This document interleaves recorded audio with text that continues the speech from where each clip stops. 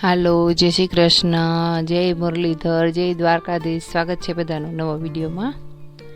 કેટલાય દિવસ પછી અમે બાયણે નીકળ્યા ગીરમાં આંટો મારવા, કારણ કે કેટલાય દિવસ થયા શિવને તાવ આવતો હતો કે ઘરની બહાર જ નહોતા નીકળ્યા. પછી એના પપ્પા કહે ચાલો આપણે થોડીક વાર ગીરમાં આંટો મારી આવીએ. એટલે અમે ગીરમાં નીકળ્યા. ગાયું બે હું પોતાના ઘર તરફ રવાના થતા હતા. વચમાં સુરત દાદા પણ અસ્ત થઈ રહ્યા હતા ને અમે થોડીક વાર ગીરનો આનંદ લેવા માટે નીકળી પડ્યા ગીરમાં આંટો મારવા. જો કેવું સરસ છે વાતાવરણ, એકદમ કુદરતી વાયુવાળું, એકદમ મનને શાંતિ આપે એવું. ધીરે ધીરે ગીરમાં વાતો કરતા કરતા અમે તો જતા હતા રસ્તો પસાર કરતા કરતા.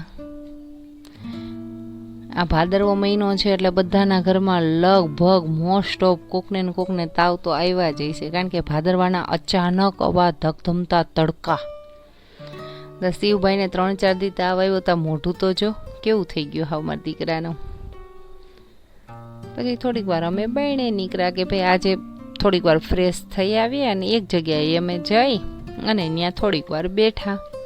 તો શિવભાઈને ન્યાય મજા જ નહોતી આવતી. આમ બધી જોતો હતો, મમ્મી અહીંયા ક્યાંકથી દીપડા કે હાવજ નથી આવતા ને? હા, અહીંયા કદાચ અંધારું થઈ ગયું હોય તો આવે, કંઈ નક્કી ન કહેવાય, કારણ કે આ તો ભાઈ ગીર છે. ગીરમાં થોડી કોઈ ગેરંટી હોય. ને થોડીક વાર અમે ત્યાં બેઠા અને પછી શિવના પપ્પા કે હાલો હવે નાસ્તો કરી અને ઘરે વયા જઈએ. એટલે નાસ્તો કરવો હતો એટલે અમે ત્યાં ગીરની હોટલમાં આવી ગયા ને જોવા માંડ્યા કે ભાઈ નાસ્તામાં શું કરવું. ત્યાં શિવભાઈનું જીવ વયો ગયો કે મમ્મી મારે તો કિન્ડર જોઈ લેવી છે. એટલે કિન્ડર જોઈ લેવા માટે અમે મા દીકરો બે ત્યાં રવાના થયા ને એના માટે જોયું તો કિન્ડર જોઈ લીધી. એટલે શિવભાઈને તો મજા આવી ગઈ. નાના છોકરાઓને તો બીજું શું હોય. એટલી વારમાં તો એના શિવના પપ્પા પંખા જોતા હતા, નાના નાના, પણ કે પવન તો જો આપે છે, કેવા મસ્તના પંખા. અને આ રમકડા કે શિવભાઈને તો એમ થતું હતું કે આખી દુકાન લઈ લઉં. એટલી વારમાં તો અમારો નાસ્તો આવી ગયો.